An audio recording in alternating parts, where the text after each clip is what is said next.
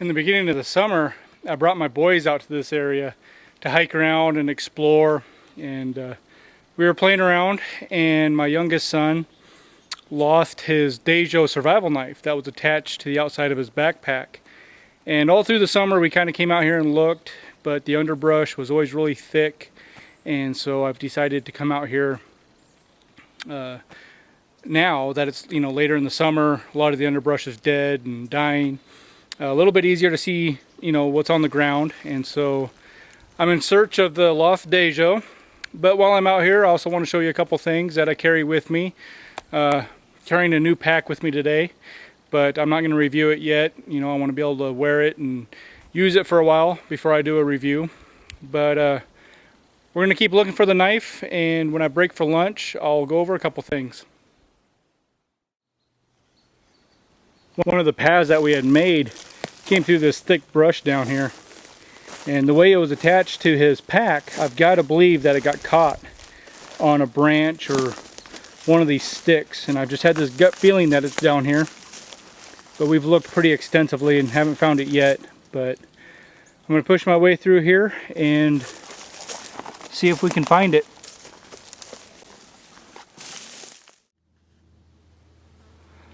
One of the things I didn't realize when I had the boys out here, and this tree that I thought might have grabbed his knife off of his backpack was actually a wild apple tree. So since it's hot and I'm working my way through these brush, I can at least get myself a little bit of a snack while I'm out here.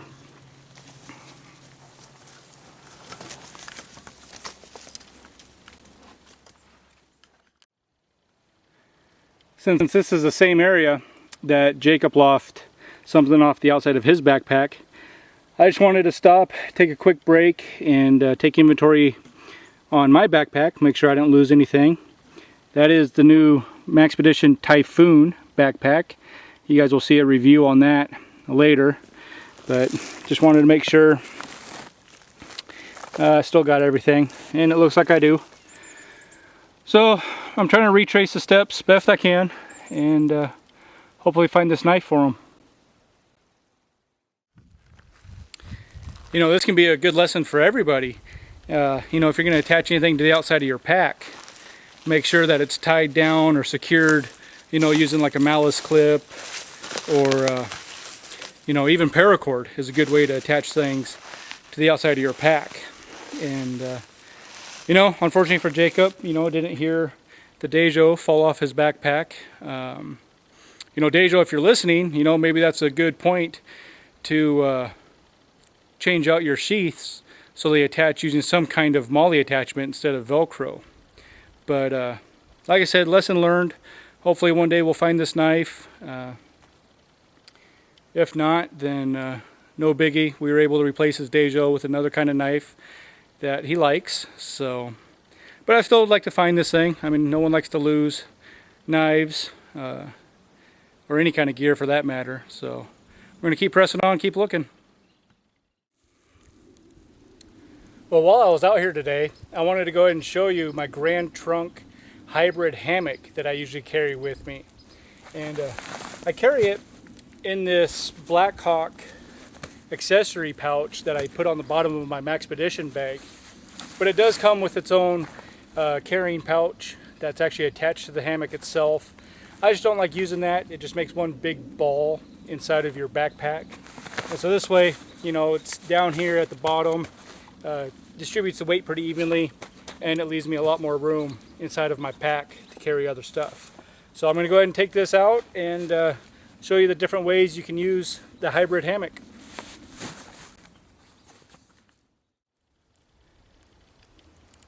Another one of the reasons I use this Black Hawk pouch is that way I can carry extra bungee cords and paracord with this.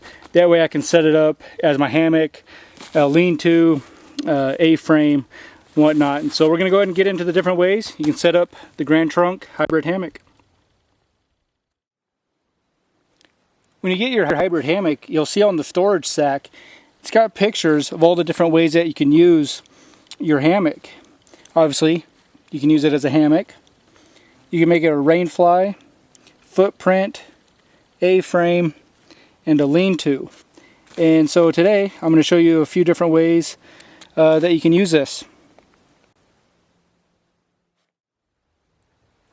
Once you find your two trees that are a good distance apart, you want to go ahead and lay your hammock out and make sure the ends are a couple feet from the tree, because they are going to stretch.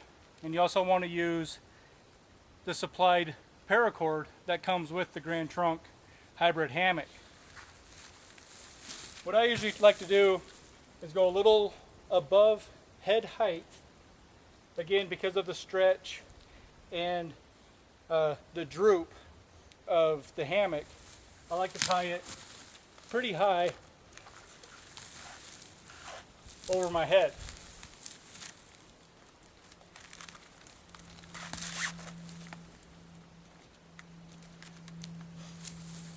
And I've already got loops pre-tied into my paracord just because I've used this quite a bit.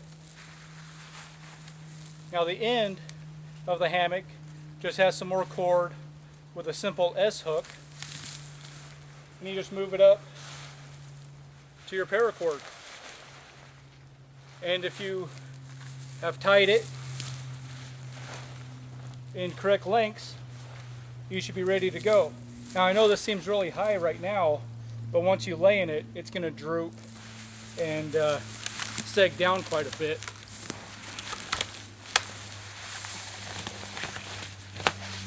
And you've got yourself a nice comfy hammock.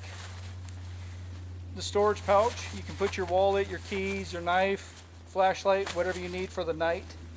And the nice thing what Grand Trunk did was made this large enough that if it does rain, you can actually wrap yourself up like a cocoon and keep yourself somewhat dry.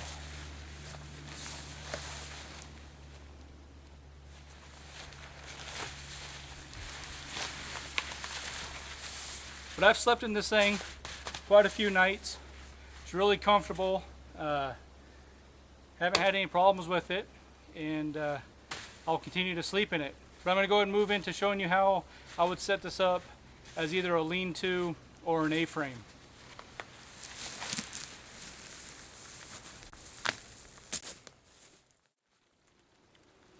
So when you don't want to use this as a hammock, you just take your cordage that had the S hook on it. You want to just go ahead and undo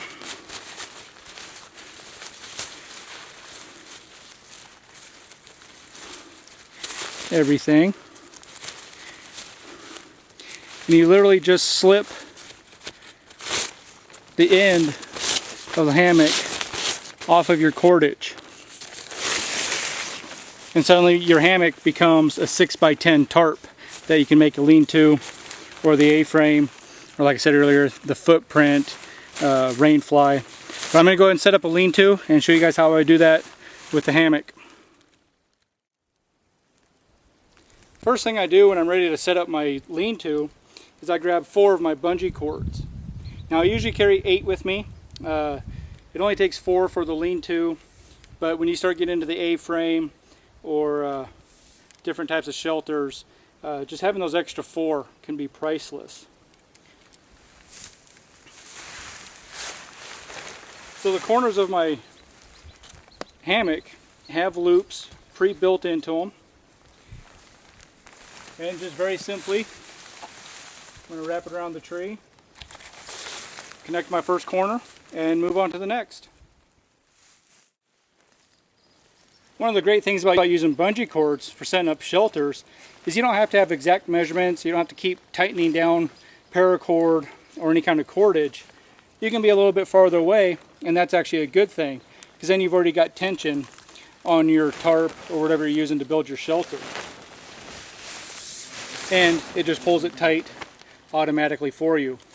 So now that you've got your 2 higher ends, you want to go ahead and move to the back and figure out the angle you want for your lean-to.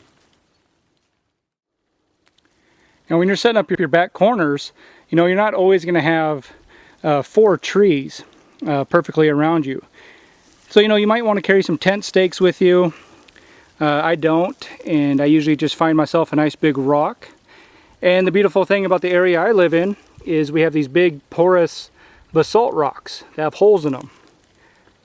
So the hook of my bungee cord just slid right into one of the holes. And that's a big enough rock that's going to hold for anything that I need today. And I would have no problem sleeping in this tonight. So once you have your lean-to set up, you've got yourself a nice shady spot during the day. Perhaps, you know, shelter from the rain. And if you had to, you could sleep under here. But today, since it's hot and sunny, I'm going to enjoy the shade, eat a couple of these apples that I found earlier at that apple tree, and take a break, and we'll get into the A-frame. Those are good.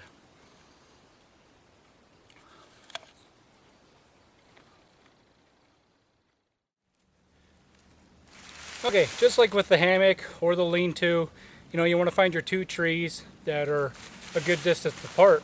But this time, instead of being way up overhead, you want to stay pretty low to the ground, because with the A-frame, you're looking at, you know, great chances of rain. You want the least amount of chance for water to get inside your shelter. So you want to be, you know, about waist height. Again, beauty of the bungee cords, you don't have to be, you know, exact on your distances, because of course they stretch. And now you want to move into the middle of your hammock, and again, it's got loops for you, and you want to go ahead and just stretch it tight.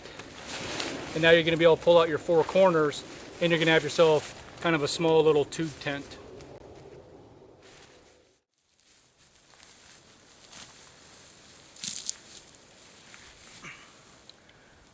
Once you get all 6 of your tie-down points secure, your A-frame shelter should look something like this.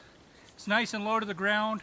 That way, if it rains, you've definitely got protection against those elements. And you've got yourself a nice little tent to sleep under.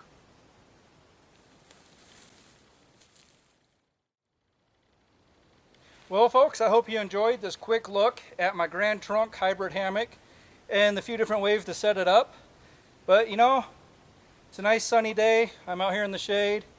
I think it's just time to kick back and relax. See you next time.